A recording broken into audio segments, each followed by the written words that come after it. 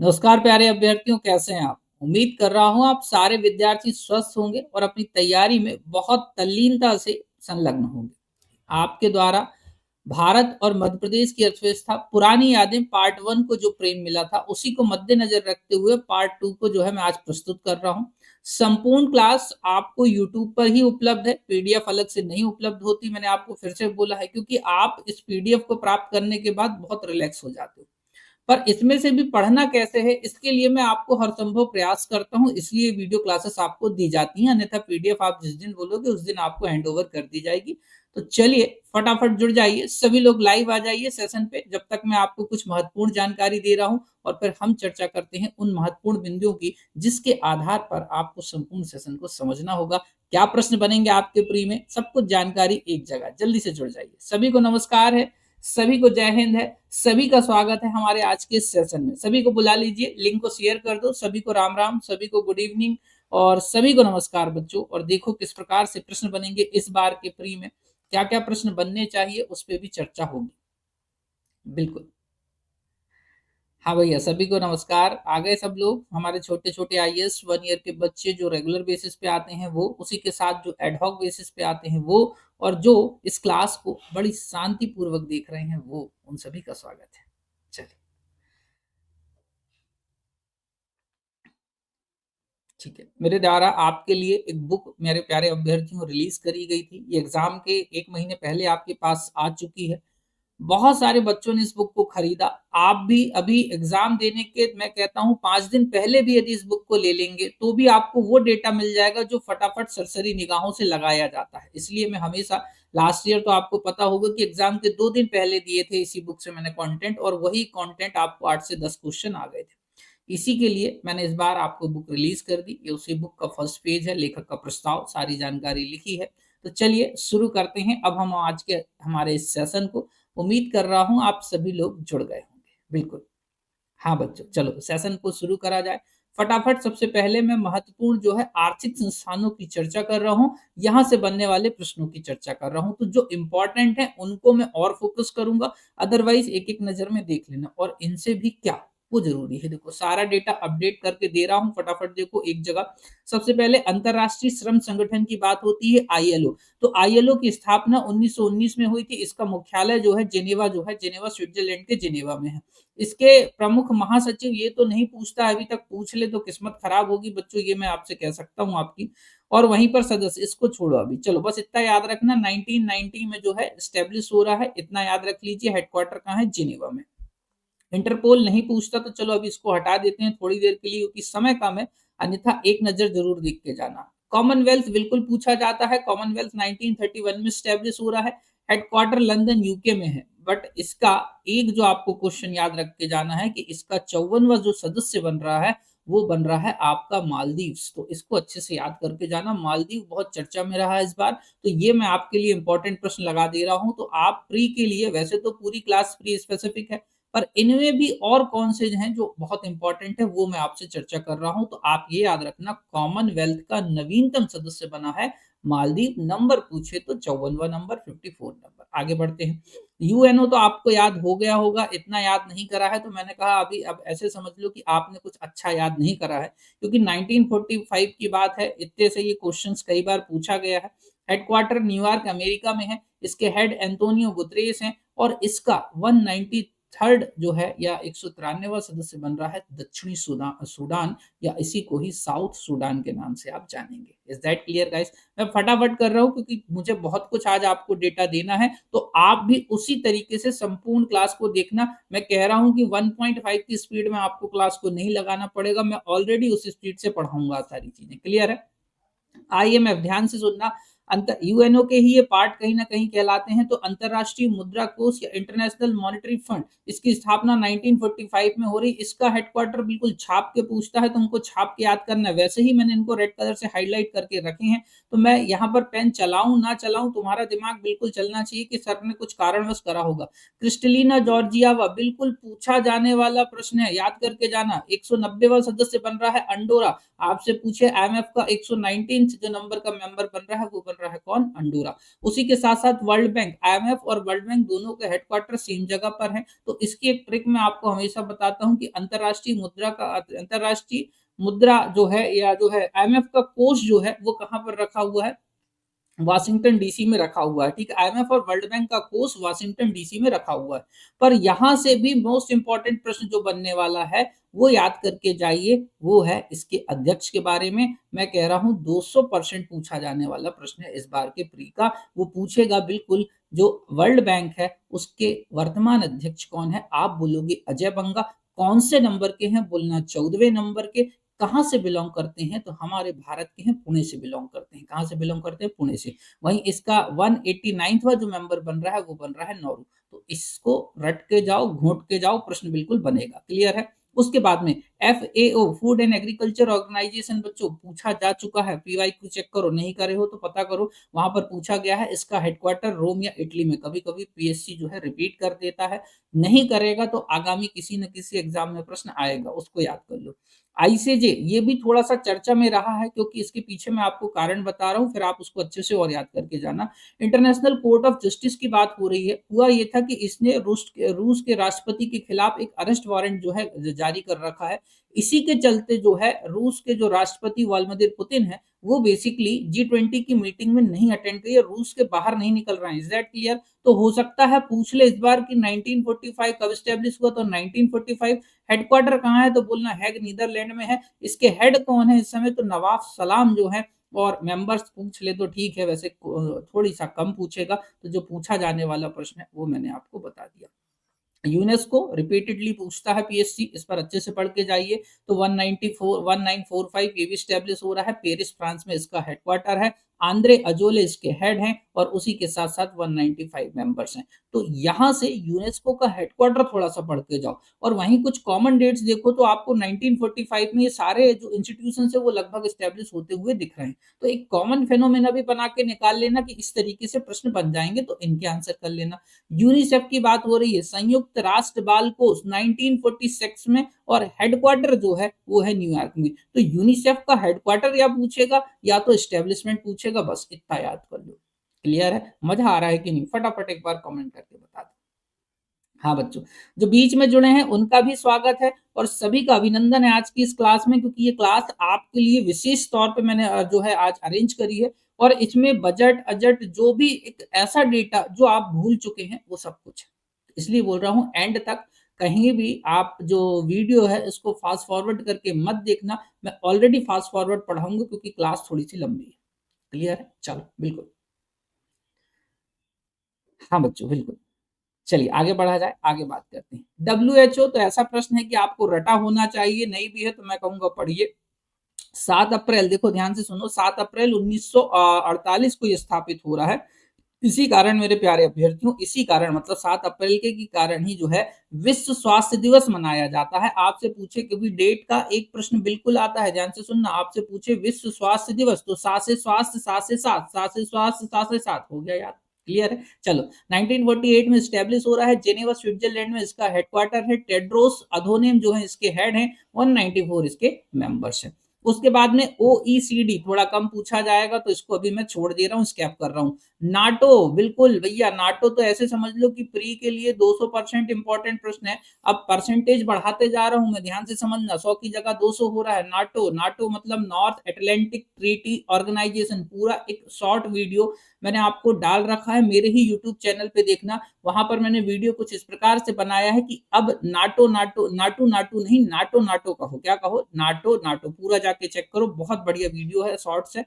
1949 में स्टैब्लिश हो रहा है। ब्रुसेल्स, बेल्जियम की राजधानी ब्रुसेल्स में हेडक्वार्टर है। महासचिव है मार्क रूटे और 32 सदस्य हैं। ध्यान से सुनो, जो आपका नाटो है, नाटो का 32वां सदस्य जो है वो बन रहा है स्वीडन। 31वां जो था वो बना था आपका फिनलैंड। फटाफट याद करना, सारे इंपॉर्टेंट है, फिर से बोल रहा हूं, और बहुत यूनिक प्रश्न है। उसके बाद में यूएनएचआरसी हो सकता है चर्चा में रहे, क्योंकि जिस प्रकार से विस्थापन करा जा रहा है, जिस प्रकार से एक से दूसरी जगह लोगों को भगाया जा रहा है, डोनाल्ड ट्रंप जिस तरीके से चर्चा में आए हैं, तो जब शरणार्थी एक से दूसरी जगह जाते हैं तो उनके अधिकारों की कहीं न कहीं अहित होता है, उनके अधिकारों का हनन होता है। इस दौरान इस प्रकार की संस्थाएँ अपना महत्वपूर्ण रोल निभाती हैं। 1950 में स्थापित हुई, जेनेवा में इसका जो है हेडक्वार्टर है, मुख्यालय है, बस इतना याद रखना, इससे ज़्यादा मत करना। ईयू की बात आती है 1948, इसका भी ब्रुसेल्स बेल्जियम में हेडक्वार्टर है, तो थोड़ा-सा याद रख लेना, बट 27 ब्रिटेन अब ईयू का सदस्य नहीं है, इसको थोड़ा-सा याद रख लेना, बाकी छोड़ो, ठीक है। ओपेक की बात होती है, ध्यान से सुनो, ओपेक 1960 में, पहले ये पीएससी मेंस के सिलेबस में था आपके, पर बाद में इसको हटा दिया गया, तो हो सकता है भूले-बिसरे पूछ ले, तो ओपेक का हेडक्वार्टर क्या है, तो बोलना वियना ऑस्ट्रिया में है। कहाँ पर है? वियना ऑस्ट्रिया में है। उसके बाद में इसमें जो करंट मेंबर्स हैं वो हैं 13। कतर और इक्वाडोर जो है अब इससे क्या हो गए हैं? बाहर हो गए हैं। क्या हो गए हैं? कतर और इक्वाडोर इससे अब बाहर हो गए हैं। इतना याद कर लोगे? बोलो। बिल्कुल, ठीक है। उसके बाद में एमनेस्टी इंटरनेशनल की बात आती है, सॉरी नाम की बात आती है, समझ गए? तो इसको हम बोलेंगे गुट निरपेक्ष आंदोलन, नॉन अलाउ जो है अलायंस मूवमेंट की बात हो रही है मेरे प्यारे अभ्यर्थियों। तो ये 1961 में स्टैब्लिश हो रहा है, जकार्ता इंडोनेशिया में हेडक्वार्टर है, बस इसका इतना ही आपको याद रखना है। आगे बढ़ते हैं। एमनेस्टी इंटरनेशनल थोड़ा देख लेना, इतना इंपॉर्टेंट नहीं है। अंकटाड की बात आती है, बिल्कुल अंकटाड को पढ़ के जाना है। 1964 जेनेवा जो है स्विट्जरलैंड में हेडक्वार्टर है, बस इसको भी इतना ही पढ़ना है। तो जो इंपॉर्टेंट है, जैसे यहाँ से हो गए डब्ल्यूएचओ, नाटो और ओपेक, ये तुमको तो कतई नहीं भूलने हैं। आ रहा है मजा कि नहीं? जल्दी बताओ। हाँ, बिल्कुल मेरे प्यारे बच्चे, मैं आज स्पीड से ही पढ़ा रहा हूँ, आपको बिल्कुल भी रिलैक्स, मतलब ऐसा नहीं है, सिर्फ ध्यान से सुनो कि सर क्या बोल रहे हैं, प्रश्न क्या बनाएगा। बाकी डेटा मैंने आपको पहले ही हैंड ओवर कर दिया है। जिसको लग रहा है कि मेरे पास सर डेटा नहीं आया, वीडियो देखो, कोई भी बुक खरीदने की जरूरत नहीं पड़ेगी। जो यूनिट 6 है उसके साथ साथ करंट अफेयर्स का बहुत सारा बैकअप है इस क्लास में, समझ गए बात को? पुरानी यादों में वही सब है जो पूरा आप भूल चुके हैं पिछला, या इसी डेटा को देखो कंपाइल करना। सबसे बड़ा चैलेंज क्या आता है? इस डेटा को एक जगह लाना, इस डेटा को पढ़ना और संवारना। ये कई जगह, कई जगह क्या है, यही अपडेट्स नहीं होंगे कि 32वां सदस्य क्या है, तो फिर एग्जाम में बनता है कंफ्यूजन। जिस दिन एग्जाम में बैठोगे उस दिन हो जाओगे कंफ्यूज कि पहला क्या है, दूसरा क्या है, 37, 32, 33 सब गड़बड़, और कल्याण हो जाता है। एक प्रश्न भी डुबा देगा पीएससी में, इसको याद रखना। इसलिए बोल रहा हूँ, ध्यान से सुनो, अच्छे से सुनो। आगे बढ़ते हैं। Next, UNDP, United National development programme, ये तो भैया फेवरेट आपका क्वेश्चन होना चाहिए, क्योंकि 1965 में स्टैब्लिश हो रहा है, न्यूयॉर्क में मुख्यालय है। इनके हेड छोड़ दो, पर मानव विकास रिपोर्ट जारी करता है। आपसे पूछे मानव विकास रिपोर्ट का जारी करता कौन है, आप बोलोगे यूएनडीपी। भारत की रैंक देखो 134, ये भी लिख दिया है। एडीबी, नो डाउट, बिल्कुल इंपॉर्टेंट प्रश्न है। कैसा है? इंपॉर्टेंट। ये जो जितने रेड वाले हैं, तो ये तो मैं बिना इधर पर पेन नहीं चला रहा हूँ, 100% लिख दे रहा हूँ। प्री के रेफरेंस में एक ना एक इसमें बिल्कुल झलकेगा आपको। तो फटाफट ध्यान से सुनो। सबसे पहले एशियन डेवलपमेंट बैंक की स्थापना की बात पूछे तो 1966 बताना। क्या बताना? 1966 में इसकी स्थापना हो रही है। उसी के साथ-साथ जो है मनीला फिलीपींस में जो है इसका हेडक्वार्टर आपको देखने को मिलेगा। मुत्सुगु अस्कावा जो हैं इसके हेड हैं, और 69वां नंबर का जो मेंबर बन रहा है मेरे प्यारे अभ्यर्थी, वो बन रहा है इज़राइल, इसलिए थोड़ा-सा इंपॉर्टेंट होता हुआ आपको दिख रहा है। 68वां जो मेंबर था वो था न्यू। अब पहले मैं इसको बहुत अच्छे से आपको याद करा देता था। होता क्या था कि पहले इसकी 66 में स्थापना हुई थी, और उसी के 1 साल बाद इसका जो है एक और मेंबर बढ़ गया। ऐसे तो मैं 66 प्लस 1 कर देता था। अब आपको कुछ नहीं करना है, थोड़ा-सा और कष्ट करो, 66 प्लस 3 करना है आपको। क्या करना है? 66 प्लस 3। तो इस तरीके से थोड़ा-सा कॉन्सेप्ट याद रखो, तो मतलब 69 मेंबर्स हैं। 69वां मेंबर कौन बना? इज़राइल। 68वां कौन बना? तो आप बोलोगे न्यू। क्लियर है ना? इस तरीके से। एनडीबी को थोड़ा-सा चेक कर लेना। एनडीबी 2014 में एस्टैब्लिश हो रहा है, 2014 में। मुख्यालय ज़रूर पूछा जाता है, शंघाई चीन में है, और अध्यक्ष पूछ ले, new development bank. Basically I think ये ब्रिक्स देशों का एक बैंक है। इस बेसिस पे आप इसको समझिए। डिल्मा रशीद जो है इसकी हेड हैं। 9वें नंबर का इसका जो मेंबर बना है, वो बना है मिस्र। तो इस तरीके से एनडीबी को थोड़ा-सा पढ़ के जाना। जनवरी में आई थिंक थोड़ा-सा अपडेट भी है इस पे, तो वो एक बार चेक कर लेंगे अपन, ठीक है? और जो अपडेट होंगी तो मैं आपको एग्जाम के पहले तक 1 दिन पहले, 2 दिन पहले कुछ ऐसा भेज दूँगा जिससे आप और कन्फ्यूज़ ना हो, बस पक्का हो। ये भी लगभग आप समझ लो कि इसमें 99.9% एक्यूरेसी के साथ मैंने डेटा दिया है। 1 आध परसेंट हो जाती हैं चीज़ें, तो वो अपन उसको रिलैक्स रहो। आपको आना होगा तो इसमें से आ जाएगा, नहीं आना होगा तो फिर नहीं भी आएगा। चलो, आसियान आपको पढ़ाया गया टॉपिक है, नहीं भी है तो detail class, detail marathon, detail topic सब कुछ पढ़े हैं, जाकर देख लो। 1967 की बात हो रही है, association of south east east nation की बात हो रही है, जकार्ता इंडोनेशिया में इसका हेडक्वार्टर है, काओ किम हॉन जो हैं इसके इस समय जो है महानिदेशक हैं। 11वां सदस्य, इस बात को थोड़ा सा आप ध्यान से सुन के जाना मेरी बात को, कि इसका जो 11 नंबर का मेंबर बना है वो बना है पूर्वी तिमोर, परंतु जब ऑफिशियल वेबसाइट को मैंने चेक करा है तो वहां पर 10th मेंबर ही दिखा रहे हैं। मतलब पूर्वी तिमोर, जैसा कि मैंने आपको डिटेल क्लास में बताया था कि आधिकारिक तौर पर तो नहीं बना है, अस्थायी तौर पर बन गया है। क्लियर है? तो थोड़ा-सा प्रश्न को उस दिन इत्मीनान से पढ़ना, फिर आंसर देना, और कुछ नहीं करना है। सार्क की बात होती है, दशेस की बात होती है, तो south Asian association for regional cooperation की बात हो गई।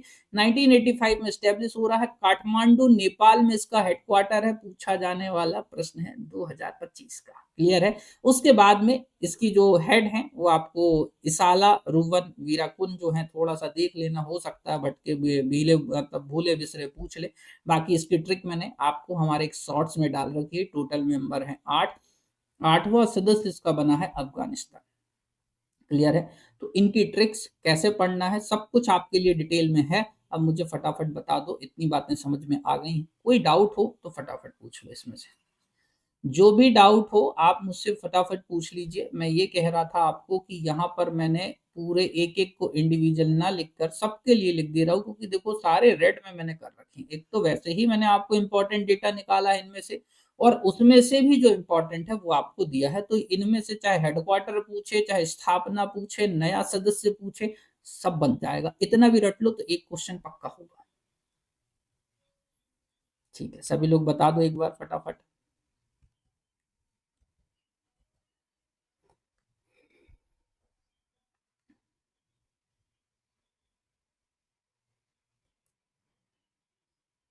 ठीक है बच्चों, चलो आगे बढ़ा जाए। वेरी गुड, बहुत बढ़िया। ऐसे ही रिस्पॉन्ड करते चलो, और जो बाद में भी क्लास देखे वो रिस्पॉन्ड जरूर करना। पापी आत्मा मत बनना, पापी बनोगे तुम्हारा कल्याण नहीं होगा। चलो आगे बढ़ते हैं।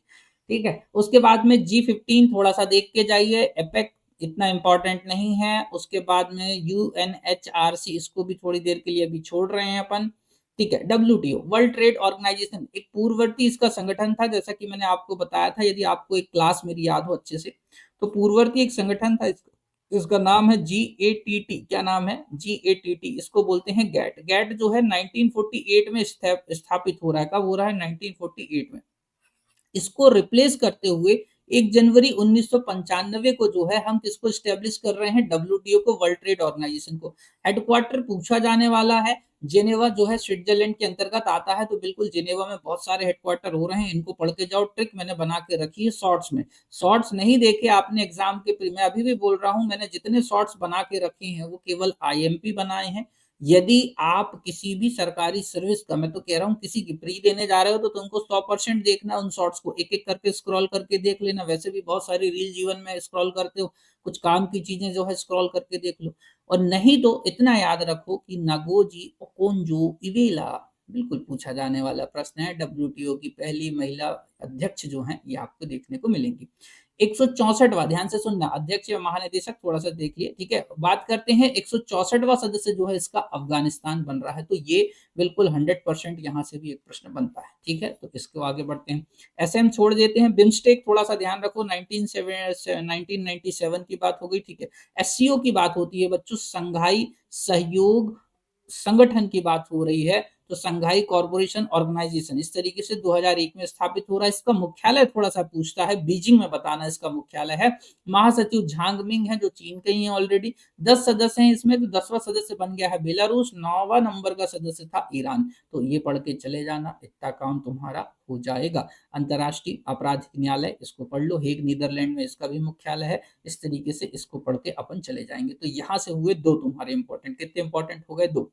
इन दो में एक तो हो गया तुम्हारा SCO, और एक तो हमारा हो गया क्या, डब्ल्यूटीओ। तो इतना पढ़ के यहाँ से जाना। देखो सारे के मैं और भी इंपॉर्टेंट आपको बताते जा रहा हूँ।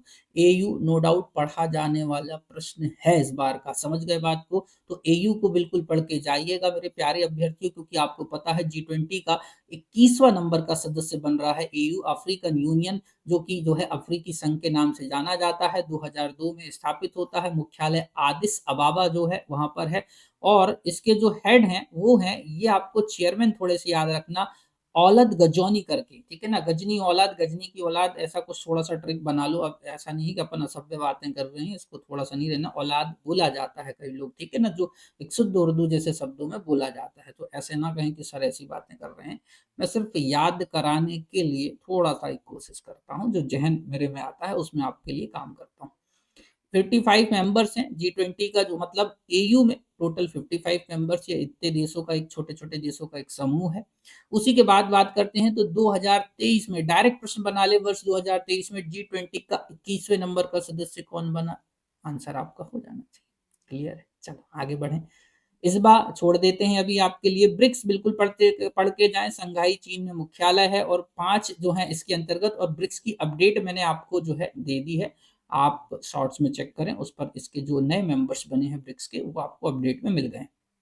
मैं फिर से बोल रहा हूँ, इसके लिए शॉर्ट्स जरूर देख के जाओ, समझ गए बात को, वहां पर अपडेटेड वर्जन है इसका पूरा। ISA तो बिल्कुल अच्छा क्वेश्चन है, क्योंकि जिस प्रकार से हम जो है सौर ऊर्जा की तरफ स्थानांतरित हो रहे हैं, उस तरीके से ये प्रश्न बनने योग्य है। अर्थात जो है इंटरनेशनल सोलर अलायंस, मैंने आपको बोला था, एक बड़े अच्छे से याद कराया था, 2015 में पेरिस समझौता होता है। 2015 में क्या होता है, 15 पेरिस, ऐसे याद कर लो। तो 2015 में कौन सा समझौता हुआ, आपसे पूछ ले। देखो सारे प्रश्न जो है मतलब एनवायरमेंट के भी टच कर रहा है ये प्रश्न। यदि पूछ ले कि पेरिस समझौता कब हुआ, तो बोलना 2015 में हुआ। एक क्वेश्चन का आंसर फिर से दे दिया आपको, समझ गए बात को।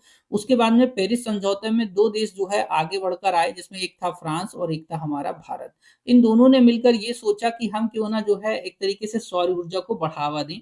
तो मेरे प्यारे अभ्यर्थियों, कुछ इस तरीके से जो कर्क रेखा और मकर रेखा, ध्यान से समझना, कर्क रेखा और मकर रेखा के बीच के जो देश थे, उनके लिए इस संगठन को शुरू करा गया था, क्योंकि यहाँ पर अधिकांश धूप आती है। ध्यान से सुनना, यहाँ पर धूप जो है अधिकांश आती है, तो इस कारण इस धूप का सदुपयोग करने के संदर्भ में हमने इसको शुरू करा था। पर अब इसके जो है लगभग सभी सदस्य बन सकते हैं। नवीनतम सदस्य कौन बना है, इसके बारे में जो है देख लो। एंटीगुआ और बारबुडा जो है इसका 102वां सदस्य बना है। वहीं पर 100 यदि बात करें 1वां सदस्य, तो नेपाल का नाम बता देना। ठीक है। विश्व बौद्धिक संपदा संगठन, क्योंकि आप आईपीआर पढ़ रहे हैं, समझना मेरी बात को, आपके टॉपिक में है जो है बौद्धिक संपदा अधिकार, तो उसी के लिए इंपॉर्टेंट संगठन है ये, ध्यान से पढ़ के जाओ इसको। 1967 में, तो 1967 में अभी हमारा एक और संस्थान जो स्टेब्लिश हो रहा था, यदि आपको याद आ रहा हो, तो इन दोनों को थोड़ा सा याद करके रख लेना, आपका काम हो जाएगा। क्लियर है ना मेरी बात को? ठीक है। ये देखो आसियान, आसियान हो गया आपका। आसियान कब स्टेब्लिश हो रहा है, 1967 में। तो 1967 में जब आसियान स्टेब्लिश हो रहा है, वहीं पर उसी के पैरेलली याद कर लो, तो तुम्हें याद भी हो गया। देखो कभी कभी मेरे भी दिमाग में कुछ चीजें तुरंत में क्लिक होती हैं, आपके लिए अभी आ गया है तो फटाफट याद कर लो। जेनेवा स्विट्जरलैंड में इसका भी मुख्यालय है भैया। और 193वां जो है वैश्विक नवाचार सूचकांक, ठीक है, इसको छोड़ो, 193 तो छोड़ देते हैं। ये जो है एक सूचकांक जारी करता है, इसका नाम है वैश्विक नवाचार सूचकांक। तो इस तरीके से यहाँ पर हो गया WPO, और WIPO हो गया, विपो, विपो के बाद हो गया ISA, ब्रिक्स हो गया, और AU हो गया। तो यहाँ से इनको बिल्कुल पढ़ के जाना है। क्लियर है? चलो ये बात हो गई। हाँ ठीक, आ रहा है मजा? एक बार थोड़ा सा सभी लोग कमेंट्स कर दें, सभी लोग लाइव हैं, कौन कौन लाइव है, कौन कौन भाग गया, उसका भी मुझे थोड़ा सा डाटा देखना पड़ता है कभी कभी, कि कौन पापी है जो इधर उधर भाग रहा है। पढ़ना जरूर चाहता है, पर जीवन में थोड़ा सा कष्ट नहीं उठाना चाहता है, वो भी मैं देख लूँ। ठीक है, चलो मजाक कर रहा हूँ। थोड़ा सा ध्यान दीजिए, जब आपके लिए मेहनत करी जा रही है। एक बच्ची का मैसेज आया कि सर फिर वो सीजन आ गया है, थोड़ा इम्पोर्टेंट फिर से बता दो। जबकि मैं डिस्क्रिप्टिव क्लास भी दे रहा हूँ इस बीच में, पर उसका थोड़ा सा मन जैसे मैंने देखा ना कि डिस्क्रिप्टिव क्लास देता हूँ तो कई बच्चे बहुत कम आते हैं। मैं यदि MCQ करा दूं तो ढेर सारे बच्चे आ जाते हैं। मैं कह रहा हूँ एक बार इस लहजे से, जिस लहजे से मैं आपको देता हूँ ना डेटा, उस लहजे से एक बार भी पढ़ लो, तुम्हें MCQ लगाने की आधी टेंशन खत्म कर दूंगा। क्योंकि मैं क्लास में ही आपको बता दूंगा कि प्रश्न कैसा बनाएगा उससे। इससे ज्यादा अब आपके लिए क्या करा जाए? तो ये थ्योरी को 2 बार पढ़ो, तुम्हें एमसीक्यू लगाने की आधी हेडेक खत्म। क्लियर है? तो थोड़ा-सा प्रैक्टिकली भी सोचोगे तो जीवन में आगे बढ़ोगे। वही क्योंकि एमसीक्यू लगाने का सबसे बड़ा नुकसान भी, ज़्यादा एमसीक्यू लगाओगे, मार्किंग कम आएगी, नंबर कम आएँगे ना, तो फिर तुम तकलीफ में आ जाते हो। फिर तुम्हारा जो मोटिवेशन है वो जाता है गर्त में और यही डुबाता है कई बार। चलो आगे बढ़ते हैं बच्चों, ध्यान से सुनना मेरी बात को। आगे हो रही है अभी रिसेंट की अपडेट्स, ये प्रश्न डायरेक्ट बनते हैं। बाकी मौद्रिक नीति की डिटेल क्लास मैं आपको दे चुका हूँ। तो आपसे पूछे रेपो रेट करंट में कितनी है तो 6.50, आपसे पूछे बैंक रेट कितनी है, आप बोलना 6.75%, आपसे पूछे रिवर्स रेपो रेट कितनी है तो बोलना 3.35%, आपसे पूछे एमएसएफ कितना है बोलना 6.75%, आपसे पूछे सीआरआर कितना है बोलना 4.00%, आपसे पूछे एसएलआर कितना है, आप बोलना 18%। कितने परसेंट है? 18। ये डेटा बिल्कुल अपडेटेड है, इस पे रिलैक्स रहिए। आपको जो है 100% अपडेटेड डेटा है ये। इसमें जो है रिसेंट में जो मौद्रिक नीति के द्वारा जो स्टेटमेंट दिया गया था, उसके अकॉर्डिंग मैंने आपको आरबीआई से इस डेटा को दे दिया है। मौद्रिक नीति क्या होती है, क्या उपकरण होते हैं, bank rate, repo rate, reverse repo rate, MSF, CRR, SLR क्या होता है, इसकी डिटेल क्लास हमारे एप्लीकेशन पर बिल्कुल दी गई है बच्चों को। इस बार मैंने मौद्रिक नीति मतलब कायदे से ये टॉपिक वैसे तो मेंस के हैं, पर मैंने इस बार अपने बच्चों को प्री में भी पढ़ा है, इसलिए बोल रहा हूँ अभी भी मेंस बाकी है। इसके तुरंत बाद तुम्हारी तकलीफें ना बढ़े तो बताना, बाकी फिर तुम्हारा मन है। चलो आगे बढ़ते हैं। इसीलिए ये देखो, ये जो आरतू सर की आर्थिक पाठशाला बैच है, मैंने बहुत पहले लॉन्च करा था। मैंने बोला था इस बैच को ज्वाइन कर लो तो यूनिट 6 की सारी चिंताएं तुम्हारी मेरी हो जाएंगी, और मैंने उन बच्चों को वो करके दिया। टाइम से पीडीएफ, टाइम से वीडियो, टाइम से क्लासेस, ये रिवीजन चल रहा है उन बच्चों का। ठीक है, तो यदि आप करना है तो अभी भी चलो, प्री तो ठीक है, मेंस तो करोगे कि नहीं करोगे, कि प्री दे के ही जीवन में खुश रहोगे। इसलिए बोल रहा हूँ अभी भी बहुत सारे बैचेस हैं, उन बैचेस को ज्वाइन करो, जिसमें सबसे जो इम्पोर्टेंट बैच है वो है कॉम्बो बैच। इस बैच को ज्वाइन करने मात्र से मैं आपको इतनी सुविधाएं दे रहा हूँ कि आप जो 15,000 की फैसिलिटी में भी नहीं पाओगे वो आपको मिल रहा है। उसके साथ साथ जब मैं बोल रहा हूँ कि मैं आपको लगभग 400 नंबर के जो है रेंज पे ले जाऊंगा, तो 3 सब्जेक्ट में मैं आपको 400 नंबर लेकर जाऊंगा कैसे भी करके। मतलब आप ये जरूर कह सकते हैं कि सर हमने पढ़ा था भूल गए, पर ये नहीं कहोगे ये प्रश्न हमने नहीं पढ़ा। जैसे कई बार क्या होता है ना, बच्चों को पता ही नहीं होता कि क्या पढ़ना था, क्या छोड़ना था। क्या छोड़ना था 360 में पहले ही छोड़ देता हूं मैं। क्लियर है? समझ गए बात को? सेलेक्टिव आपको सिर्फ उतना पढ़ाऊंगा जिससे आप पास होंगे। पहला ही उद्देश्य बताया, आपको महारथी नहीं बनाना है, पास कराना एकमात्र उद्देश्य। चलिए आगे बढ़ते हैं। अब कुछ महत्वपूर्ण आर्थिक सूचकांकों की भी चर्चा हो जाए बच्चों। तो एक तरफ रिपोर्ट या सूचकांक, एक तरफ उनके जारीकर्ता कौन से संगठन हैं, जो ऑर्गेनाइजेशन हैं, टोटल जो कंट्रीज हैं जिनके बेसिस पे मेजरमेंट हुआ, उसके बाद में शीर्ष देश या शहर टॉप पर कौन रहा, समझे बात को, और भारत की रैंकिंग, जो कि जहां से ज्यादा प्रश्न बनता है तो ज्यादा फोकस भारत की रैंकिंग पे करना है। किस पे करना है? भारत की रैंकिंग पे। इतनी बात क्लियर है? सभी को क्लास दिख रही है? ऑडियो वीडियो प्रॉपर है? कोई डाउट हो तो बीच में भेज देना, ठीक है। भ्रष्टाचार धारणा सूचकांक, ये मेंस में टॉपिक में काम में आता है, इसका इंडेक्स। ट्रांसपेरेंसी इंटरनेशनल नामक संगठन है बच्चों, इशू करता है। 180 देशों का संगठन है। डेनमार्क इस पे पहले नंबर पर आ रहा है, समझ लो। अब इस पे जो पहले नंबर पे आने का ये मतलब है कि इसकी रैंकिंग थोड़ी अच्छी मानी जा रही है। क्लियर है? जो जितना नीचे जाएगा वो उतना खराब। भारत का स्थान जो है 93rd है, मतलब एक तरीके से 93वां, या जो है अपन इसको बोल सकते हैं 93वां, जो कि 2022 में 85वां था, 85। ठीक है। जलवायु परिवर्तन प्रदर्शन सूचकांक की बात आ रही है। जर्मन वॉच एवं क्लाइमेट एक्शन नेटवर्क के द्वारा जो है 63 नंबर पर जो है देशों को, 63 कंट्रीज को इंक्लूड करा गया। डेनमार्क जो है इस पे 4th नंबर पर है। भारत का स्थान 7वें नंबर पर 2023 में 8वें नंबर पे है। ये देखो रिसेंट के डेटा है। जो 23 का है इसका मतलब ये नहीं कि वो पुराना है, इसका मतलब ये कि 24 तक उसका अपडेट नहीं आया था जब तक ये क्लास बन रही थी। क्लियर है? उसके बाद में ग्लोबल हंगर इंडेक्स तो 2024 रही है, तो पूरा रिसेंट का डेटा है, और रेड कलर है, दैट मींस इंपॉर्टेंट है।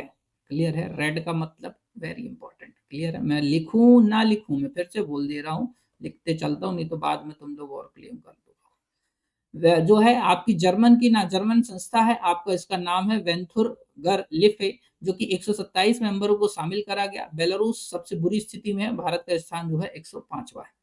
वैश्विक नवाचार सूचकांक की बात हो रही है, अभी मैंने आपको विपो की चर्चा करी थी, 133 देशों को शामिल करा गया। स्विट्जरलैंड में सबसे अच्छा है नवाचार के लिए माहौल, समझ लो। भारत की स्थिति जो है 39। ये पढ़ के जाना भाई साहब, ये पूछा जाने वाला प्रश्न है, ये पूछा जाने वाला प्रश्न है। तो ये जो है ना रेड वाले, ये खतरनाक है आपके लिए। शांति सूचकांक पढ़ लेना, जो है institute for economic and peace जो है इसको रिलीज करता है। आइसलैंड पहले स्थान पर है। बेसिकली आइसलैंड और ये सब ऐसे छोटे छोटे देश हैं बच्चों, जहाँ की पॉपुलेशन कम है, कंट्रोलिंग हो जाती है, इसलिए शांतिपूर्वक रहते हैं इंडेक्स में या मानव विकास सूचकांक में ये ऊपर रहते हैं। भारत जैसी जनसंख्या होगी तो इनके भी फेफड़े फूलेंगे। क्लियर है? चलो, जैसा कि आप देख रहे होंगे कि हमारे यहाँ पर कुंभ आयोजित हो रहा है। क्या आयोजित हो रहा है? कुंभ। कुंभ आयोजित, उत्तर प्रदेश की जनसंख्या ऑलरेडी इतनी ज्यादा है कि आप उसका अनुमान भी नहीं लगा सकते, या विदेशों के बड़े बड़े देश उसमें समाहित है, अकेले उत्तर प्रदेश में। ऊपर से भारत के अन्य राज्यों के लोग वहां पहुंच रहे हैं, तो समझ लो इस समय एक अकेला जो उत्तर प्रदेश है ना, उसमें कम से कम 25 देश, 10-20 देश तो इंक्लूड ही है, ऐसा मान के चलो। ठीक है, इसलिए उनको मैनेज करने में दिक्कत भी आती है। सतत विकास रिपोर्ट 2023 सतत समाधान नेटवर्क के द्वारा 166 देश शामिल, फिनलैंड पहला, भारत की 112वीं रैंक। अंतरराष्ट्रीय बौद्धिक संपदा सूचकांक, ध्यान से सुनना, अंतरराष्ट्रीय बौद्धिक संपदा सूचकांक 2022 नया डेटा आ गया है। Global innovation policy for centre US release करता है। 55वां देश, 55 देशों को इंक्लूड करा गया। अमेरिका पहले नंबर पर है, भारत का स्थान 42वें नंबर पर है। रेड कलर मतलब इंपॉर्टेंट। क्लियर है? चलो उसके बाद में विश्व खुशहाली जो है रिपोर्ट पढ़ लेना। मानव विकास सूचकांक बिल्कुल पढ़ के जाइए, बिल्कुल मैंने आपको सारे तरफ से दे दिया है। तो मानव विकास सूचकांक यूएनडीपी रिलीज करता है। 193 देश, 191 देशों को शामिल करा गया। स्विट्जरलैंड पहले स्थान पर है। भारत की रैंक है 134वीं। भारत का HDI score, human development score जो है वो है 0.644। इस आधार पर भारत एक मध्यम मानव विकास वाला देश है। क्लियर है? और इसका जो क्राइटेरिया होता है वो मैं आपको बता चुका हूं। अब इसके बाद महत्वपूर्ण आर्थिक नियुक्तियों पे चर्चा हो जाए। किस पे चर्चा हो जाए? महत्वपूर्ण आर्थिक नियुक्तियों के। तो एक बार सभी लोग फटाफट कमेंट्स कर दें कि हाँ सर इंडेक्सेस समझ में आ गए, कौन कौन से मेजर थे जिनको पढ़ के जाना था। ठीक है। हाँ बच्चों, ऑडियो वीडियो क्लियर है? एक बार मुझे भी चेक कर लेने दीजिए, ऐसा ना हो कि कहीं पे थोड़ा सा कहानी अटक जाती है। और अटके भी तो मैं आपको इतना बोल दे रहा हूँ कि वीडियो प्रॉपर चलता रहेगा। वो देखो वीडियो अटक ही गया, मैं अटक गया, समझ गए बात को? मेरे को लग ही रहा था कि कहीं ना कहीं अटकेगा। ठीक है, तो आप मुझे बस 1 सेकंड दें, जब तक आप जो है पानी आनी पी लें। 1 सेकंड बस, फटाफट में अभी आपको जो है सारी चीजें रूटीन पे करके दे देता हूँ बच्चों। ठीक है, बिल्कुल। मजा आ रहा है कि नहीं आ रहा है, पहले तो ये बताओ। आपके लिए सारी क्लासेस जो हैं दी जा रही हैं, हर संभव प्रयास करा जा रहा है आपके लिए मेरे प्यारे अभ्यर्थियों, कि आपको कुछ बेहतर दिया जाए। क्या दिया जाए? आपको कुछ बेहतर दिया जाए। ठीक है, इसको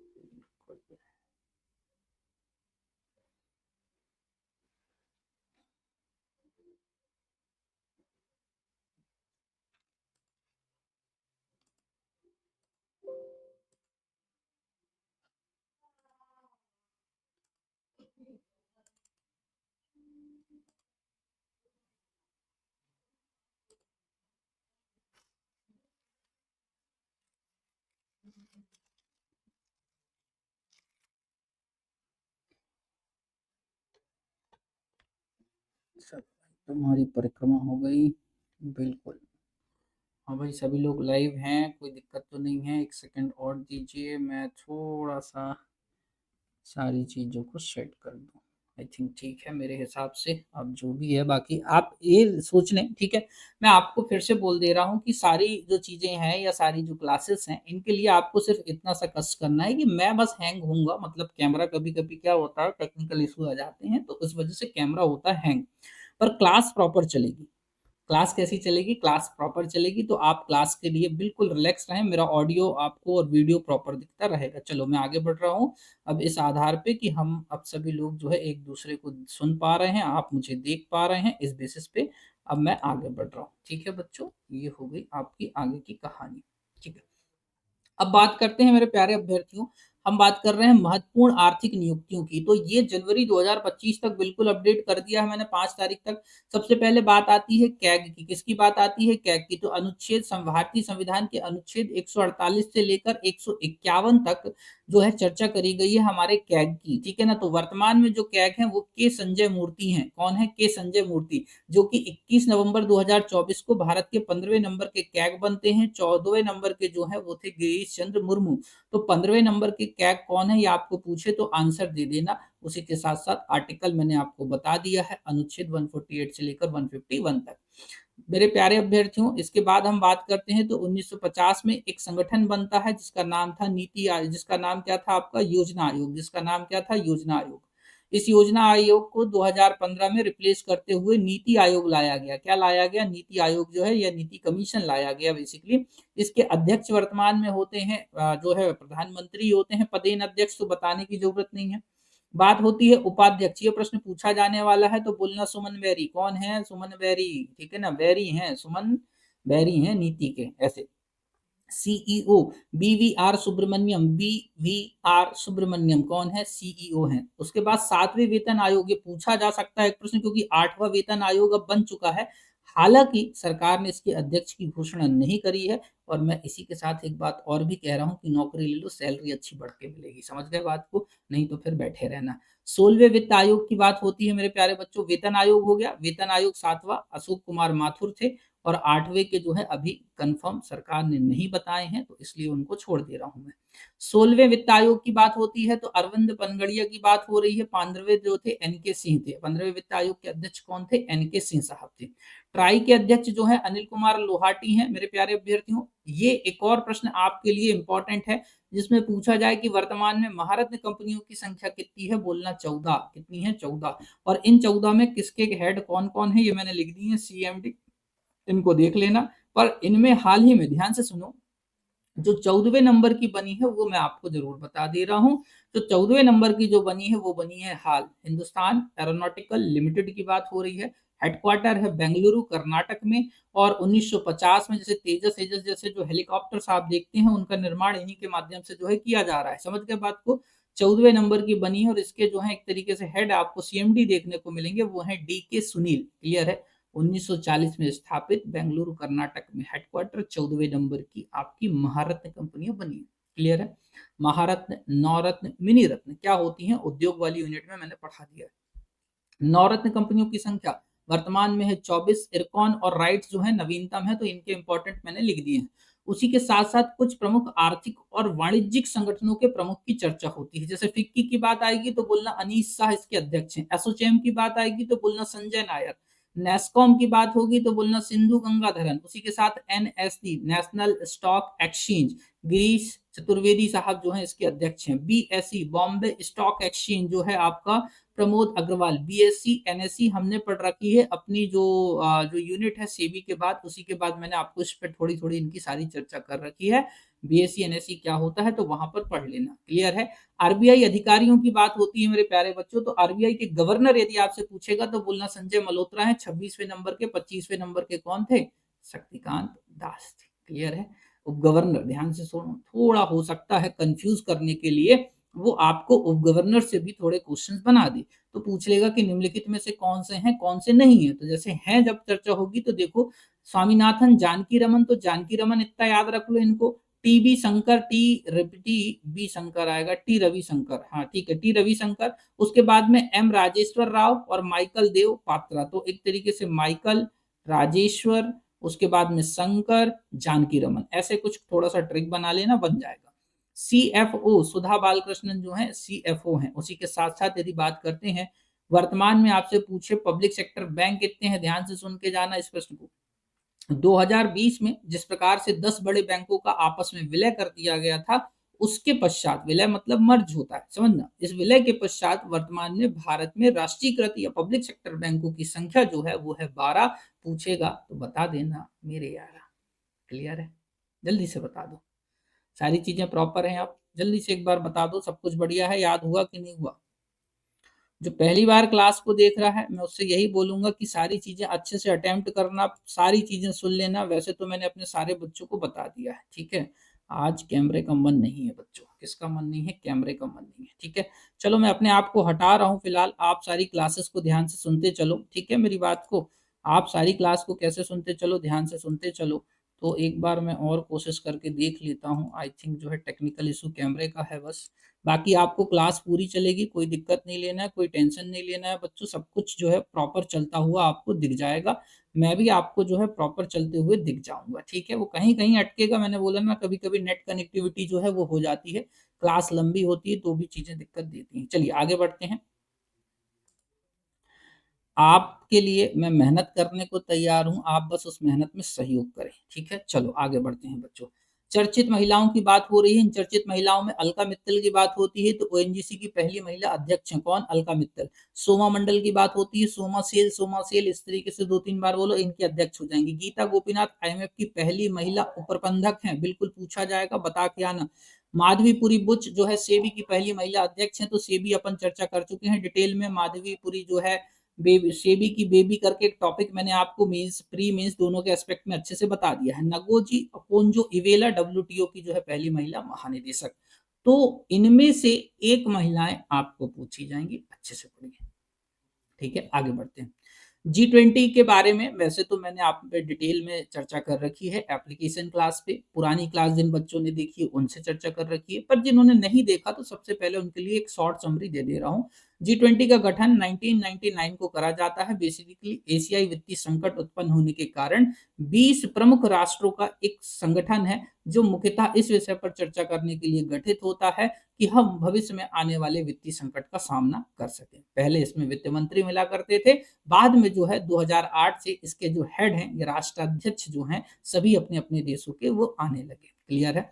इस आधार पर इस तरीके से इसमें जो 20 देश हैं, उनके लिए मैंने एक ट्रिक बना रखी है, उस ट्रिक को आप अच्छे से सुन लो। गुरुजी सीता अब एसएससी एफसीआई में जॉब करती है। गुरुजी सीता अब एसएससी एफसीआई में जॉब करती है, तो 2-3 बार बोलना याद हो जाएगा। उसके बाद में नवीनतम सदस्य हमने बात करी थी, जो भारत में G20 की मीटिंग हुई थी, उसमें आपका 2023 में जो मीटिंग हुई थी G20 की, उसमें अफ्रीकी संघ इसका 21वां सदस्य बन चुका था। मतलब G20 ना कहकर इसको कायदे से G21 कहा जाना चाहिए, पर सिलेबस में भी है तो सब जगह रिलैक्स रहो, G20 ही बोलेंगे। कार्यशैली 2 तरीके से इसकी फंक्शनिंग होती है, एक चलता है वित्त ट्रैक और एक चलता है शेरपा ट्रैक। वित्त ट्रैक जो है वित्त मंत्री और उस देश के जो बैंक के सेंट्रल बैंक के गवर्नर हैं वो डील करते हैं। शेरपा ट्रैक जो होता है वो प्रधानमंत्री और इन सबके द्वारा नियुक्त किया हुआ व्यक्ति होता है। जैसे हमारे यहाँ संदर्भ में बात करेंगे तो भारत के G20 के शेरपा हैं अमिताभ कांत। वहीं पर यदि बात करते हैं वित्त ट्रैक, तो अभी कुछ समय पहले निर्मला सीतारमण और शक्तिकांत दास जी संभाल रहे थे। आगे चलकर इनको जो है संजय मल्होत्रा साहब जो संभालेंगे, जो कि आरबीआई के नवीनतम गवर्नर बने हैं। G20 समिट अब तक कितनी हुई? ध्यान से सुनना, इस प्रश्न का पूछा जाने वाला प्रश्न है, मतलब इससे आपको प्रश्न बनना चाहिए और आपका आंसर भी सही जाना चाहिए। ध्यान से सुनो कैसे। सबसे पहले आपको मैंने पुरानी भी लिख दी, जैसे 17वीं कहाँ हुई? आपकी बाली इंडोनेशिया में हो रही है। 18वीं तो आपको घूंट के पी लेना है क्योंकि नई दिल्ली भारत में हुई है, तो बिल्कुल आपका प्रश्न बनने की संभावना यहीं से है पहली बात तो। 19वें नंबर की ब्राजील में, ध्यान से सुनो, 19वें नंबर की G20 मीटिंग कहाँ पर हुई? ब्राजील में हुई, और ब्राजील के राष्ट्रपति, ये करंट अफेयर्स का भी प्रश्न है, तो लूला डी सिल्वा। उसी के साथ में 20वीं जो है 2025 में होगी, कहाँ होगी? जोहान्सबर्ग, दक्षिण अफ्रीका में होगी, और दक्षिण अफ्रीका के राष्ट्रपति सिरिल रामफोसा हैं। ये सारा डेटा आपको एक जगह जल्दी नहीं मिलेगा। 21वीं की बात करते हैं तो वो होगी 2026 में, ये होगी यूएसए में। फिलहाल तो डोनाल्ड ट्रंप ही रहेंगे, तो समझ जाओ। बाकी फिर तुम 2026 तक पीएससी का पेपर देना चाहते हो, तो मैं कहूंगा तुमसे भी गधा कोई नहीं। अब 3 ईयर वालों के लिए बात नहीं है।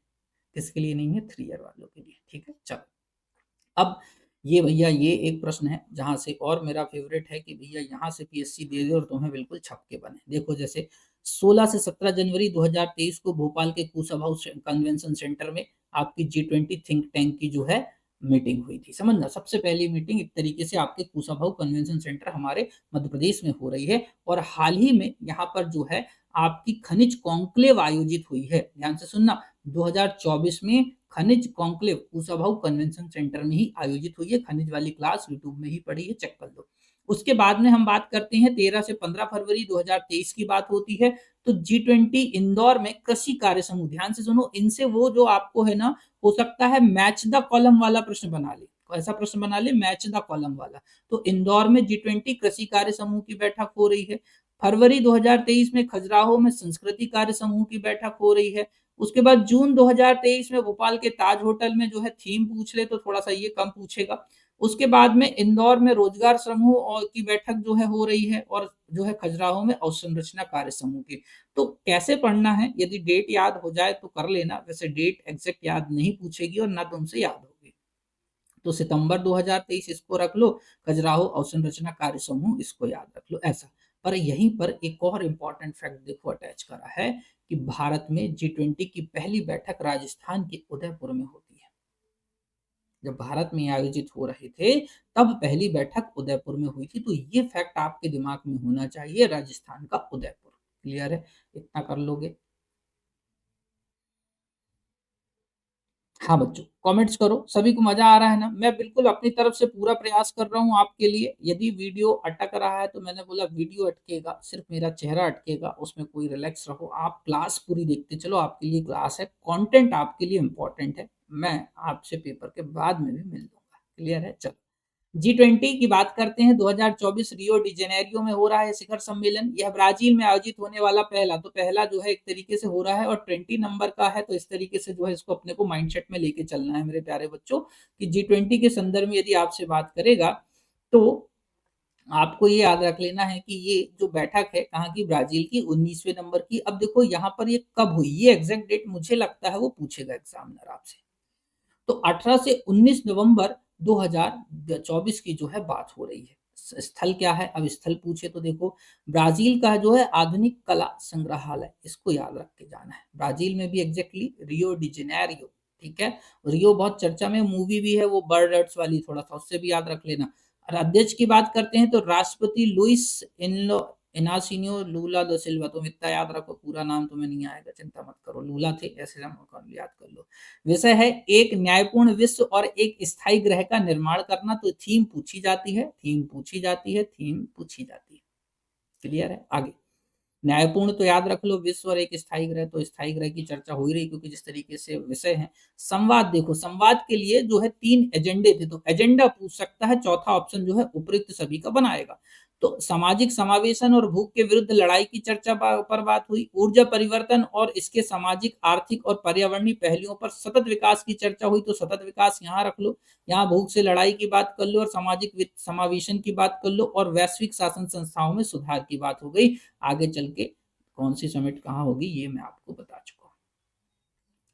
कम शब्दों में G20 दे रहा हूँ, रट के जाना, इससे गलत प्रश्न मत करना। ये ना कहना कि सर बताया नहीं था, हम कोर्स नहीं खरीद कर पाए क्योंकि हमारे पास पैसे नहीं थे। या तुम ये बहाने मत देना कि चलो सर हम तो पैसे बाहर खर्च कर देते हैं, बस इस कोर्स के लिए हम पैसे खर्च नहीं कर पा रहे थे, मात्र 400-500 रुपए, हम बाकी कपड़े खरीद सकते हैं, घूमने जा सकते हैं, बस एक अच्छा कोर्स नहीं खरीद सकते। चल, बाकी तुम्हारा मन है। बाघ की गणना 2022 में हुई थी बच्चों, लेटेस्ट डेटा ही है, इसका अभी अपडेटेड डेटा नहीं आया है। तो इस अनुसार भारत में बाघों की कुल संख्या 3682, ध्यान से सुनना, 3682, 3682 इस तरीके से। इसके पूर्व जारी रिपोर्ट में 3167 थी। इस आधार पर जब टोटल कैलकुलेशन करोगे तो विश्व के 75% बाघ केवल भारत, और भारत में भी सर्वाधिक जो है मध्य प्रदेश में आपको देखने को मिलेंगे, लगभग 785। कितने हैं? 785 पूछ ले तो। इस पर मैंने एक रिपोर्ट आपको टाइगर रिजर्व वाली पूरी बना के दे दी है। फटाफट कमेंट में बता दो कि वर्तमान में मध्य प्रदेश में टाइगर रिजर्व कितने हैं, जल्दी से बता दो, मैं सभी के कमेंट चेक कर रहा हूँ, जल्दी से बता दो एक बार। ठीक है, बिल्कुल। चलो आगे बढ़ें, आगे बढ़ रहे हैं, ध्यान से सुनना। इसके बाद में अब हम चर्चा कर रहे हैं मेरे प्यारे अभ्यर्थियों, बिल्कुल सभी के कमेंट आ गए। 8 हैं, 8 8 8, ठीक है। 2018 और 2022 के बीच बाघों की संख्या में वृद्धि 24.1% जो है दर्ज करी जा रही। कितनी? 24%, तो 1%, तो 24 मोटे तौर पे याद कर लो। जिम कॉर्बेट, उत्तराखंड में देश के सबसे अधिक बाघ 260 देखने को मिल रहे हैं। बिहार यहाँ छोड़ दो, क्योंकि बिहार वाले तैयार करते हैं डेटा, तो उनको जल्दी याद रहती है अपने यहाँ के डेटा की। वन स्थिति रिपोर्ट 2021 क्योंकि इसका नवीनतम डेटा आ गया है, पर वो नवीनतम डेटा आपके एग्ज़ाम में आएगा इसकी संभावना कम है बच्चों। पेपर मेरे हिसाब से तैयार हो चुका होगा। तो जो इसके बाद मतलब 16 फरवरी के बाद जो पेपर होंगे, उनमें 2023 वाली जो नवीनतम रिपोर्ट है, वो काम में आएगी। तुम लोगों के लिए यदि पेपर बना होगा, तो इससे डेटा आएगा। क्लियर है? तो ये जो है 17वीं रिपोर्ट थी 2021वें नंबर 21 में जो आई थी वो कौन-सी थी? 17वीं रिपोर्ट थी 17th नंबर की।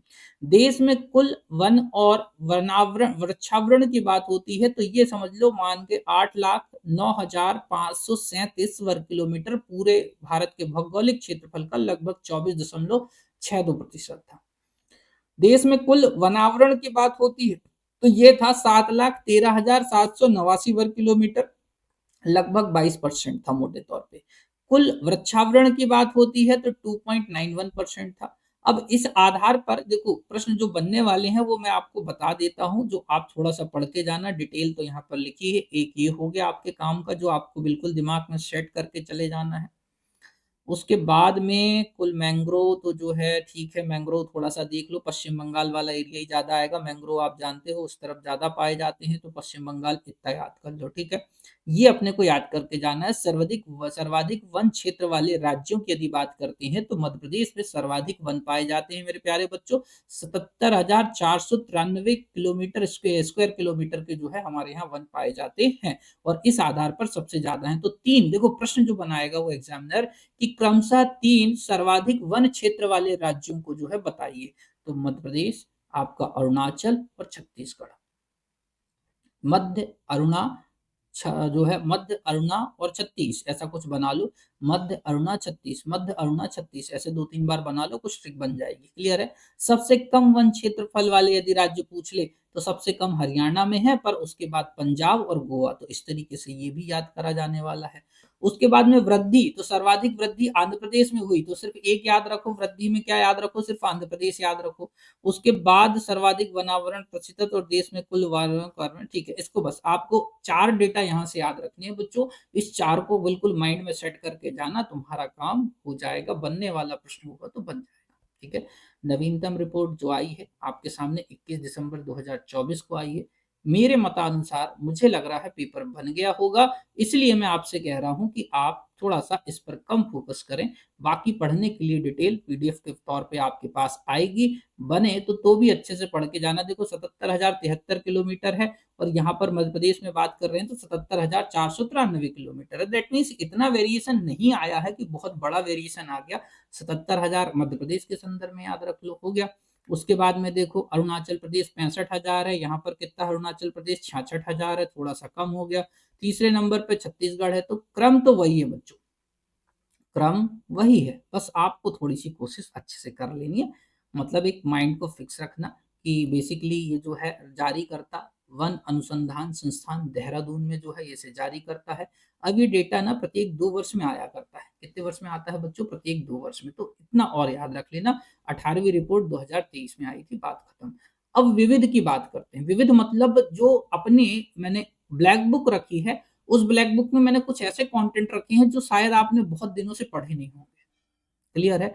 तो उनके बारे में एक फटाफट चर्चा और हो जाए। तैयार हो? थके तो नहीं हो? जल्दी से बताओ। थकना मना है बच्चों। तुमसे 4 गुना मेहनत कोई ज़्यादा कर रहा है। हम क्लास बना बना के आपको लगभग तैयार कर रहे हैं कि चलो माइंडसेट रख लो। नहीं पढ़ा है इतने समय से तो वो लोग अच्छे से पढ़ लो, रिवीजन करो। तो तुम्हें तो सिर्फ सुनना, पढ़ना, ज़्यादा मेहनत नहीं है। 2-3 बार बस फोकस होके सुनो। मैं तो कहता हूँ अच्छे से मनन करते हुए भी सुनोगे तो बहुत कुछ बन जाएगा पेपर के दिन। क्लियर है? ग्लोबल इन्वेस्टर समिट 11 जनवरी 2023 को प्रधानमंत्री मोदी जो है इंदौर के ब्रिलियंट कन्वेंशन सेंटर में कर रहे हैं। इसका उद्घाटन कहीं न कहीं वर्चुअली इसका शुभारंभ करा गया, मतलब मोदी जी ने वहीं से रिमोट से इसका शुभारंभ करा। और आपसे पूछ ले, ध्यान से सुनना, ये तो 7वीं है, 8वीं नंबर की भी सरकार ने डिक्लेयर कर दी है, जो कि 24 से 25 फरवरी को होगी। कब होगी? 24 से 25 फरवरी। मैं सारा जो डेटा दे रहा हूँ, वो आगामी सभी एग्ज़ामों के लिए जो है आपका इम्पोर्टेंट है। क्लियर है? इस तरीके से तो ये 8वीं हो जाएगी। पर जो 17वीं थे उसके अध्यक्ष के तौर पर राष्ट्रपति जो है मोहम्मद इरफान अली को बुलाया था हमने। उसके बाद में जो है सूरीनाम के राष्ट्रपति चंद्रिका संतोखी की बात हो गई विशिष्ट अतिथि के रूप में। तो इस तरीके से और जो है ऑस्ट्रेलिया की कोई सांसद भी थी जिनका नाम था जेनेटा। इनका नाम क्या था? जेनेटा। तो ये हो गए मुख्य अतिथि। आपसे पूछ ले मुख्य अतिथि तो वो बता देना। विशिष्ट अतिथि के रूप में इनको हमने जो है इनवाइट करा था। 17वां प्रवासी भारतीय दिवस, इसका भी वीडियो मैंने अपडेट कर दिया है शॉर्ट्स में 18वें प्रवासी दिवस के साथ में। तो आपका 18वां प्रवासी दिवस जो है भुवनेश्वर के उड़ीसा में हो रहा है। कहाँ हो रहा है? भुवनेश्वर के उड़ीसा में। पर 17वां पूछा जाने वाला है क्योंकि इंदौर की बात हो रही है। लास्ट ईयर ये प्रश्न थोड़े नहीं बने थे, मैं फिर से कह रहा हूं इस ईयर के ये प्रश्न बनने की पूरी संभावना रहेगी। ठीक है, तो 8 से 10 जनवरी को ही आयोजित होता है। इस तरीके से 17वां प्रवासी भारतीय दिवस कब मनाया जाता है? तो 9 जनवरी। ध्यान से सुनना, एक तरीके से समझ गए बात को।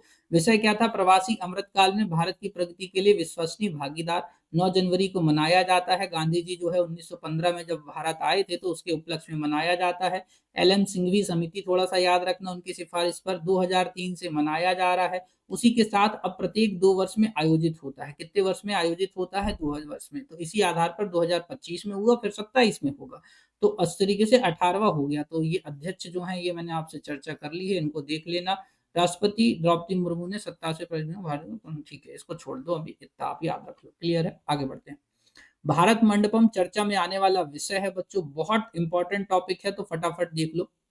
2023 में प्रधानमंत्री मोदी इसका उद्घाटन कर रहे हैं, G20 समिट, क्योंकि यहीं पर लगभग हो रही है आयोजित मुख्य तौर पे। इसके पहले भी ये बन चुका था। इसकी डिटेल क्लास मैंने G20 वाले टॉपिक में मेरे दे रखी है। उस पर कि कब बना था पहली बार, क्यों बना था, इंदिरा गांधी ने क्यों बनाया, क्यों उद्घाटन करा, ये सब की चर्चाएं हैं। मैं फिर से बोल रहा हूँ, जो आपको यूनिट 6 है उसकी सारी डिटेल क्लासेस मेरे एप्लीकेशन पर हैं। देखो आराम से, कुछ अच्छा जीवन में सीखोगे। तो प्रगति मैदान में है। आपसे पूछे भारत मंडपम कहाँ है, तो नई दिल्ली के प्रगति मैदान में है। इसको देखो, अंतरराष्ट्रीय प्रदर्शनी सह सम्मेलन केंद्र जो है, लोकार्पण के नाम जो है इसका लोकार्पण करा गया। इसका नाम है भारत मंडपम। और बढ़िया, हमारे दुनिया का मतलब हमारे यहाँ पर सबसे बड़ा एक मीटिंग सेंटर मोटे तौर पे। और देखो यहाँ पर ध्यान से देखो, भारत मंडपम का नाम जो है भगवान बसवेश्वर के अनुभव मंडपम की अवधारणा से प्रेरित है, जो कि सार्वजनिक समारोह के लिए एक मंडप है। इतना याद कर लें, डिटेल पढ़ना है, एप्लीकेशन पे पढ़ा है। ई सारस की बात होती है, ध्यान से सुनो। ई सारस मोबाइल ऐप जो है लॉन्च करा था किसके अंतर्गत? राष्ट्रीय ग्रामीण आजीविका मिशन, दीनदयाल अंत्योदय राष्ट्रीय आजीविका ग्रामीण मिशन के अंतर्गत 3 जुलाई 2023 को एक ऐप जो है लॉन्च करा गया था। इसका लक्ष्य जो है, सेल्फ हेल्प ग्रुप की जो फीमेल्स होती हैं उनके द्वारा बनाए गए उत्पादों का विपणन समर्थन, मतलब मार्केटिंग में सपोर्ट करना। Is that clear guys? तो थोड़ा सा ई सारस किसने लॉन्च करा, ये थोड़ा सा माइंडसेट में रखना, बाकी काम हो जाएगा। राष्ट्रीय सिकल सेल उन्मूलन मिशन, भैया इस बार का बहुत इंपॉर्टेंट प्रश्न है और बनने वाला प्रश्न है। इससे एक बिल्कुल बनेगा। ध्यान से देखो, पहले प्रधानमंत्री मोदी ने शहडोल जिले के जो है लालपुर गांव से, तो सिकल सेल कहीं ना कहीं एक जो सेल्स हैं वो रेड कलर की होती हैं, थोड़ी देर के लिए मान लेते हैं, वैसे कलर्स तो आपको और मिल जाएंगे, समझ गए। पर जो है शहडोल से जो है प्रारंभ हुई, तो लालपुरा गांव, लाल ऐसे इसको याद रख लेना, जो सेल्स हैं वो लाल होती हैं। तो इसका उन्मूलन का लक्ष्य, ध्यान से सुनो, 2047 रखा गया है। क्या रखा गया है? 2047 सिकल सेल उन्मूलन का लक्ष्य रखा गया है। विश्व में सिकल सेल एनीमिया के आधे मामले हमारे भारत में देखने को मिलते हैं मेरे प्यारे बच्चों। उसी के साथ बात करते हैं तो पिछले 70 वर्षों से आदिवासियों के प्रति उदासीनता के कारण यह बीमारी आदिवासियों में बहुत व्यापक लेवल पे धीरे धीरे फैलती जा रही है। सरकार ने 2047 तक खत्म करने का लक्ष्य रखा है। हालांकि सिकल सेल उन्मूलन मिशन 15 नवंबर 2021, ध्यान से सुनो, थोड़ा सा जो डेट्स को लेकर कंफ्यूजन होता है बच्चों को, उसको मैं क्लियर कर रहा हूं। मिशन जो है, प्रथम चरण मध्य प्रदेश के 2 जनजाति बाहुल्य जिलों जो कि झाबुआ है और अलीराजपुर से पायलट प्रोजेक्ट पे शुरू करा गया था। इसका रेफरेंस मैंने पीडीएफ जो लिंक आपको अटैच कर दी है। किस आधार पर मैं डेटा देता हूं ये भी मैं बता देता हूं बच्चों को। जबकि राष्ट्रीय सिकल सेल उन्मूलन मिशन जो मतलब राष्ट्रीय स्तर पे लॉन्च हो रहा है फाइनली, वो ध्यान से देखो, वो 1 जुलाई 2023 को। तो आपको प्रश्न किस संदर्भ में पूछ रहा है वो बताना। वहीं मध्य प्रदेश का जो 2023 का बजट आया था उसमें 50 करोड़ रुपए आवंटित करे गए थे। इतना याद हो गया। तो इतना करने के बाद बाकी देखो, थोड़ा सा देख लो, सामान्य रक्त में अपने आप को हटा रहा हूँ थोड़ा सा, वैसे ही क्या पता दिख रहा हूँ कि नहीं दिख रहा हूँ वहां पे। चलो, सामान्य रक्त कोशिकाओं की बात होती है बच्चों। और यहाँ पर देखो, इस तरीके से सामान्य रक्त कोशिकाएं होती हैं, मतलब बढ़िया ऐसे आते जाता रहता है, जो भी प्रवाहित हो रहा है इसमें सब कुछ बढ़िया अच्छे तरीके से। एंथ्रासाइट जो है लाल रक्त कोशिकाएं हो गई। यहाँ पर जो है सिकल दराती के आकार की जो है कोशिकाएँ। तो जो नॉर्मल कोशिका देखो ये बढ़िया ऐसी गोल-मटोल हो रही है, जबकि ये जो है ना ये कुछ इस तरीके से हो जाती है। तो इसके कारण ये गुच्छे बन जाते हैं देखो अल्टीमेटली, समझ गए? तो सिकल या दराती के आकार की हो सकता है, ये एक अच्छा प्रश्न है। पूछ ले कि आकार क्या होता है सिकल सेल्स का, तो बेसिकली आप बोलोगे दराती, समझ गए बात को? कि रक्त कोशिकाएँ अधिक कठोर, चिपचिपी और आसानी से एकत्रित होती हैं और कहीं न कहीं इससे जो रक्त वाहिकाएँ हैं वो अवरुद्ध होती हैं और यही एक बीमारी के रूप में इंसानों को तकलीफ रूप में दे देती है। क्लियर है?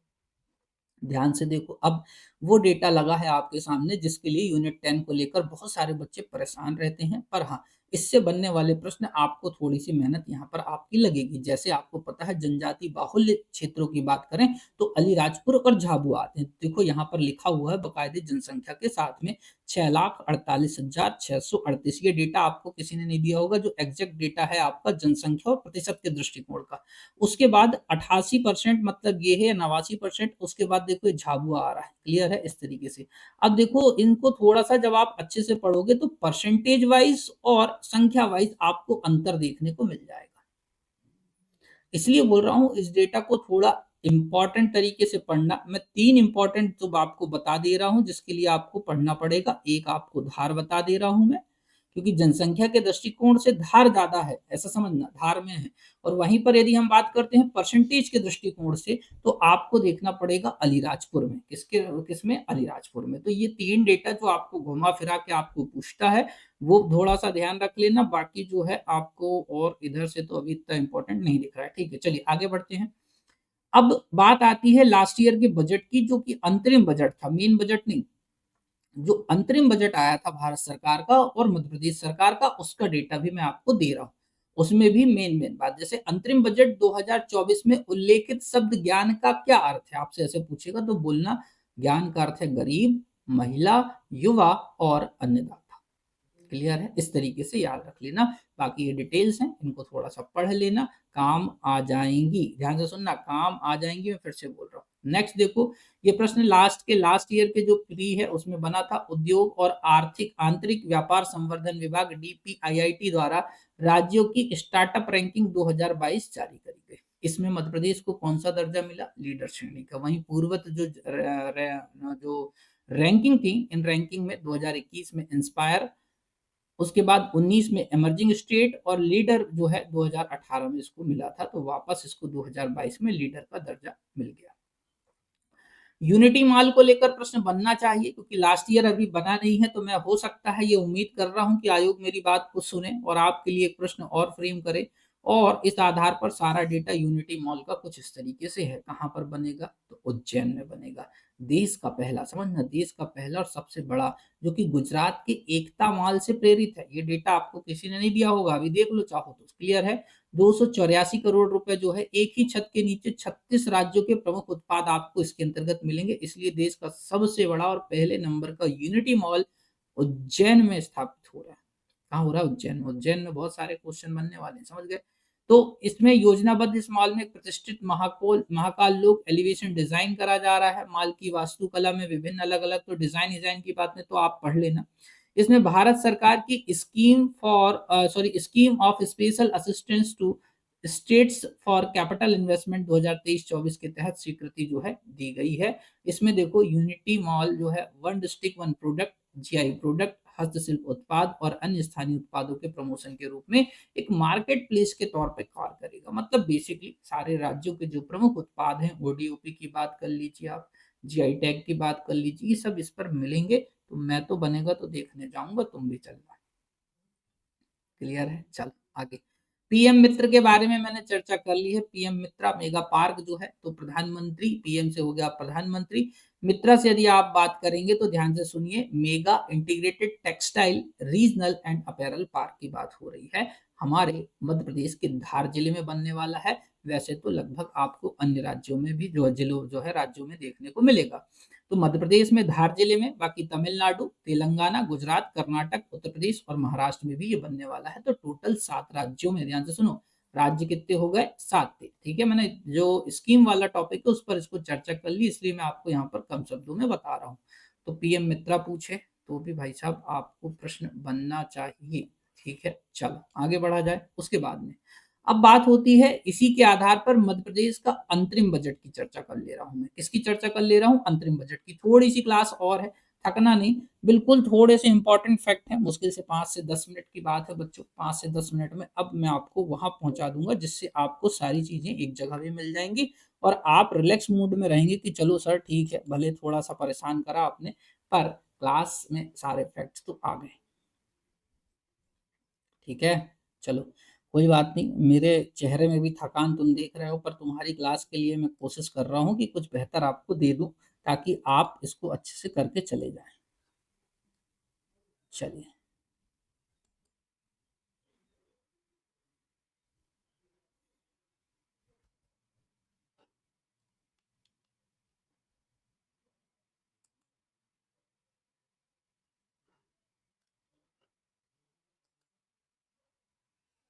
ठीक है बच्चों।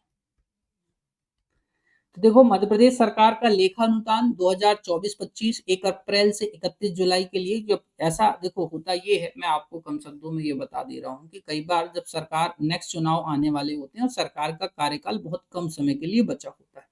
तो इस दौरान सरकार अंतरिम बजट लेकर आती है। कौन-सा बजट लेके आती है? अंतरिम बजट। क्लियर है ना? तो डिप्टी सीएम और वित्त मंत्री जगदीश देवड़ा ने विधानसभा के पटल पर 24-25 के लिए 1,45,000 करोड़ का लेखा अनुदान पेश करा। तो पहला ही प्रश्न कि कितने का था तो बोलोगे 1,45,000 करोड़ का। क्लियर है?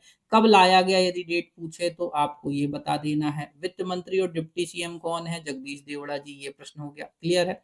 उसके बाद में ध्यान से सुनना, अब इससे यहाँ पर जो है इतना ही पढ़ना, अब ज़्यादा आपको यहाँ से नहीं पढ़ना इस पे। तो कुल राजस्व प्राप्तियाँ आपसे पूछे तो देखो ये लिखी हुई हैं 2,52,268 करोड़ रुपए। मतलब पैसा कहाँ से मिला, क्लियर है ना? उसी के साथ-साथ जो है राजस्व व्यय की चर्चा होगी मेरे प्यारे बच्चों, राजस्व प्राप्तियों के बाद किसकी चर्चा होगी? राजस्व व्ययों की चर्चा होगी। तो इसमें आपको थोड़ा-सा याद रख लेना है, बजट अनुमान में जो बताया गया था ये वाला, तो आप बोलना 2,51,825 करोड़ रुपए, ये 52 है, ये 51 है। इस बेसिस पे जब थोड़ा-सा कैलकुलेट करके देखोगे तो राजस्व आधिक्य देखने को मिल जाएगा। मतलब ऐसा माना जा रहा है कि मध्य प्रदेश सरकार के पास पैसा ठीक-ठाक है, तो फिर वैकेंसी क्यों नहीं है? ठीक है? तो लगभग 442.9, कहीं-कहीं 441 भी लिखा आएगा, कन्फ्यूज़ नहीं होना। तो पूंजीगत प्राप्तियाँ पूछ ले, परिव्यय पूछ ले या खर्च पूछ ले, इसको याद रखना। इसी के साथ एक और महत्वपूर्ण डेटा, मध्य प्रदेश का 7वाँ ड्राई पोर्ट मतलब क्या होता है? बेसिकली मध्य प्रदेश एक लैंडलॉक्ड एरिया है। ये पीथमपुर का जैसे कभी विज़िट करने जाओगे तो इस तरीके से देखना। तो ऐसे प्लेस जहाँ से हम आसानी से आयात-निर्यात कर सकें। वैसे मैक्सिमम में ड्राई पोर्ट का जो कंसिडरेशन होगा वो एक्सपोर्ट के संदर्भ में ज़्यादा होगा। हम एक्सपोर्ट कैसे करें? क्लियर है ना? तो उस संदर्भ में देख लो। रीवा में जो है बनेगा कंटेनर डिपो बनाने की घोषणा करी गई है। विंध्य क्षेत्र में बड़े पैमाने पर गेहूँ और चावल का क्या किया जा सकेगा? निर्यात। वहीं अन्य 6 की बात करेंगे तो टिही इंदौर में है, पीथमपुर भी इंदौर में है, धन्नड़ जो है इंदौर में है, मालनपुर भिंड, पवारखेड़ा नर्मदापुरम और मंडीदीप रायसेन में। तो मैच द कॉलम के फॉर्म में पूछ ले या एग्ज़ैक्टली पूछ ले जैसे टिही कहाँ पर है, तो ऐसे बता देना। और देश में कुल जो है 129 ड्राई पोर्ट हैं, तो इनको थोड़ा-सा पढ़ के चले जाना। अभी क्लास एंड नहीं हुई है, ये हमारी क्लासेस की जो है लिंक है एप्लीकेशन और क्लासेस की, तो थोड़ी-सी क्लास अभी और है आपके लिए। आपको जो इम्पोर्टेंट अभी फैक्ट हैं, वो मैं अब बता रहा हूँ भारत सरकार के अंतरिम बजट की। देखो ये डेटा आपके पास नहीं होगा, मैं बिल्कुल श्योर बोल दे रहा हूँ। और यही प्रश्न यदि आ गया ना तो फिर तुम पछताओगे। इसलिए ध्यान से थोड़ा देर और सुन लो फटाफट कि रेलवे विकास की बात होती है। देखो इंटरिम बजट इंडिया का है। अब यहाँ पर इंडिया का इंटरिम बजट है, अंतरिम बजट की बात हो रही है बच्चों। तो पीएम गति शक्ति, ध्यान से सुनना, पीएम गति शक्ति योजना कब लाई गई? मैंने योजना वाले में बताया 2021 में लाई गई थी। इसमें 3 प्रमुख आर्थिक रेलवे कॉरिडोर की चर्चा हुई थी। ये डेटा आपके पास नहीं है, देखो मिल रहा है क्या कहीं पे? जल्दी से देखो। ठीक है? तो 3 प्रमुख रेलवे आर्थिक कॉरिडोर्स की चर्चा करी गई थी, जिसमें एक एनर्जी और सीमेंट कॉरिडोर था पहले नंबर का, दूसरा पोर्ट कनेक्टिविटी कॉरिडोर था और तीसरा था हाई ट्रैफिक डेंसिटी कॉरिडोर था। क्लियर है बात? ये 3 कॉरिडोर के बारे में आपसे चर्चा करी जा सकती है, तो पढ़ के जाएँगे आप। क्लियर है? चलो आगे बढ़ा जाए मेरे प्यारे बच्चों। ठीक है। उसके बाद में ब्लू इकोनॉमी की चर्चा हुई है लास्ट ईयर के बजट में और प्रधानमंत्री मत्स्य संपदा योजना में भी आप देखेंगे तो मध्य प्रदेश को अच्छी रैंकिंग मिल रही है बच्चों। तो इस आधार पर यदि हम बात करेंगे तो ब्लू इकोनॉमी का मतलब क्या है? समुद्र आधारित अर्थव्यवस्था। समुद्री उत्पाद का हम कैसे बेहतर सदुपयोग करें और कैसी अर्थव्यवस्था को सुचालित करें या आजीविका सृजन में उसका जो है योगदान हो। इस बात को मद्देनजर रखते हुए टूरिज्म की बात हो, यहाँ से खाद्य पदार्थों की बात हो, इन सब के लिए जो मिशन शुरू करा गया उसे ब्लू इकोनॉमी योजना भी कहा जाता है। परंतु इन सभी के लिए जो सबसे इम्पोर्टेंट है, जो योजना आई है, प्रधानमंत्री मत्स्य संपदा योजना, बिल्कुल पूछा जाने वाला प्रश्न है। ब्लू इकोनॉमी पूछे तो आप बता देना समुद्री उत्पाद और इन सब समुद्री उत्पाद पर्यटन, ऐसा याद रख लो। क्लियर ब्लू इकोनॉमी में? पर यहीं पर यदि आपसे पूछता है कि प्रधानमंत्री मत्स्य संपदा योजना कब शुरू हुई, तो 10 सितंबर 2023 को शुरू हुई। यह योजना नीली क्रांति योजना की उपलब्धियों को सशक्त बनाने से संबंधित है। हिंदी और इंग्लिश में डेटा अटैच है। क्लियर है? लखपति दीदी योजना की चर्चा मैं आपसे कर चुका हूँ। योजना वाले उस पे क्लास पे नहीं है तो जाके देख लो। हमने लक्ष्य रखा है 3 करोड़ दीदियों को लखपति बनाने का, तो ये ठीक है। उसी के साथ-साथ ध्यान से देखो मेरे प्यारे बच्चों, एक पोर्टल है यूविन प्लेटफ़ॉर्म के ज़रिए टीकाकरण को भारत सरकार बढ़ावा दे रही है। तो यूविन मैंने आपको साइंस की क्लास में भी चर्चा करी है। इसमें सर्वाइकल कैंसर को रोकने के लिए 9 से 14 साल की बच्चियों को जो है फ्री टीका लगाया जाएगा। भारत में ब्रेस्ट कैंसर के बाद सबसे अधिक मामले जो हैं सर्वाइकल कैंसर के ही देखने को मिलते हैं मेरे प्यारे बच्चों। तो यूविन सर्वाइकल कैंसर, इसको थोड़ा-सा याद रखो। अब जागरूकता ज़रूरी है, इसलिए मैंने इस चीज़ को अटैच कर दिया है। सर्वाइकल कैंसर गर्भाशय ग्रीवा में होता है, ठीक है ना? मैंने आपको बोला जागरूकता के लिए ज़रूरी है, सबको जानना चाहिए। जो गर्भाशय के अंत में इसे योनि से जो है जोड़ता है। 30 वर्ष से अधिक उम्र की महिलाओं में इस कैंसर के विकसित होने का खतरा जो है ज़्यादा देखा जाता है। एचपीवी मतलब ह्यूमन पैपिलोमा वायरस जो है इस बीमारी का मुख्य कारक होता है। ये ध्यान से पढ़ के जाना, साइंस से भी रिलेट कर रहा है ये टॉपिक, ध्यान से सुनो, ठीक है? जो कि यौन संचरित होता है। सर्वाइकल कैंसर 2 प्रकार का होता है मेरे प्यारे बच्चों, एक तो स्क्वैमस जो है सेल कार्सिनोमा और एक जो है एडेनोकार्सिनोमा। तो ये दोनों आप थोड़ा-सा अच्छे से देखना, शायद कभी-कभी जल्दी लक्षण पता नहीं पड़ते, तो ये हो गई। उसके बाद में महिला सशक्तिकरण की दिशा में भारत की जो कुल आबादी हो गई है, वो देखो ध्यान से समझना 142 करोड़ हो गई है, जिसमें 68 करोड़ जो है हमारे यहाँ पर महिलाएं। वर्ल्ड बैंक की रिपोर्ट के अनुसार, ध्यान से सुनना, एक प्रश्न बना है अब आगे चल के, ये तो पूछेगा कि सकल घरेलू उत्पाद में, ध्यान से सुनना, लगभग भारत के सकल घरेलू उत्पाद में जो पूछ रहा है कि सकल घरेलू उत्पाद में इनका योगदान कितना है, तो बोलना 18%, 18%। भारत में जो वर्किंग वुमन है वो है आपकी 43.2 करोड़ की बात हो गई। इस तरीके से लेबर फोर्स जो है 19.2%, ठीक है? तो ये क्वेश्चन बनने वाले हैं इकोनॉमी पॉइंट ऑफ व्यू से।